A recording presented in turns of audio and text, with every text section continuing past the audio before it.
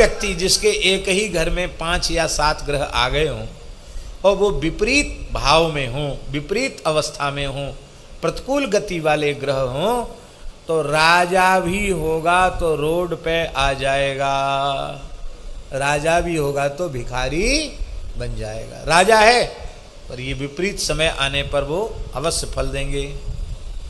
कहते लेकिन हम उपाय बताते हैं कि 5 7 नहीं 9 के 9 उल्टे पलटे हो जाएं तो भी यदि आप राम नाम का जप करते हैं तो आपका कुछ भी अनिष्ट नहीं हो सकता। एक भैया जी एक घटना सुनाते हैं।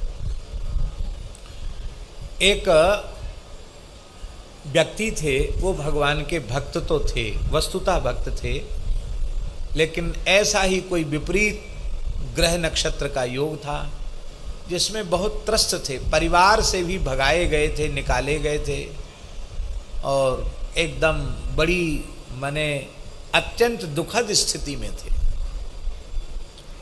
तो तीर्थराज प्रयाग के कुंभ में गए तो मन में आया कि भाग्यहीन तो है ही हैं, खाने के लाले पड़ रहे हैं, यहाँ कम से कम कल्पवास करेंगे और 24 घंटे में जहाँ कहीं क्षेत्र में मिल जाएगा एक बार भोजन करेंगे और अपने राम राम करेंगे। और प्रयाग में आ गए भी महानुभाव। ऐसे ही कोई प्रकांड ज्योतिष के विद्वान मिल गए उनको। उन्होंने देखा तो उनको लगा कि ये ग्रहग्रस्त है, ये व्यक्ति, ये ग्रह की विपरीत दशा से युक्त है, इसका चेहरा बता रहा है कि बहुत परेशान है। भैया क्या बात है? उसने अपनी करुण कथा सुनाई। बोले अच्छा तो तुम अपने जन्म का समय बताओ। जन्म का समय बता दिया तो तत्काल उन महानुभाव ने जन्मांग बना दिया, कुंडली बनाई और कुंडली बनाई। बोले तुम्हारी स्थिति तो जन्मांग की ऐसी है कि राहु केतु शनि मंगल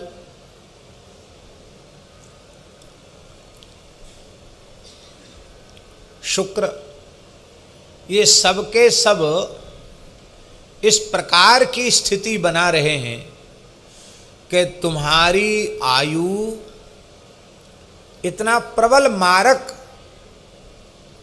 योग है। क्या कहते हैं उसको? मारक योग ही तो कहते हैं, मार्केश।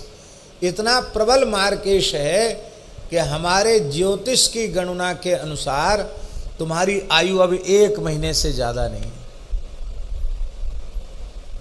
बड़ा कष्ट पाकर तुम्हारा शरीर पूरा होगा,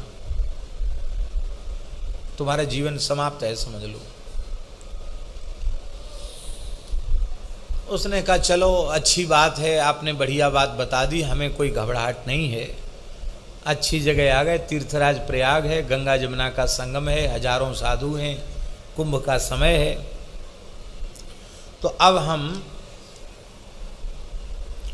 कुछ न कुछ करेंगे। क्या करोगे? अरे बच्चा, किसी ग्रह के मंत्र के जप में अब वह सामर्थ्य नहीं है कि तू बच सके, क्योंकि इतनी विपरीत स्थिति है, प्रबल मार्केश है तेरा। ठीक है, वो भक्त था, भक्त। उसने कहा भैया ये सारा ब्रह्मांड भगवान का बनाया है, तो ग्रह गोचर नक्षत्र ये सब भी तो भगवान के बनाए हुए हैं, राम जी जो करेंगे सो ठीक ही होगा। मौन हो गया और उसने राम राम जपना शुरू कर दिया। आश्चर्य की बात है, उसके सिर में भी दर्द नहीं हुआ और महीना भर पूरा हो गया। मार्केश का समय निकल गया, उसके सिर में भी दर्द नहीं हुआ। महीना तो पूरा हो गया। तो उसने सोचा कि चलें ज्योतिषी जी का फिर से दर्शन करावें। फिर गया दर्शन करने। उनको बड़ा आश्चर्य हुआ। बोले तुम जीवित कैसे हो? कैसे हैं देख लो, आपके सामने है।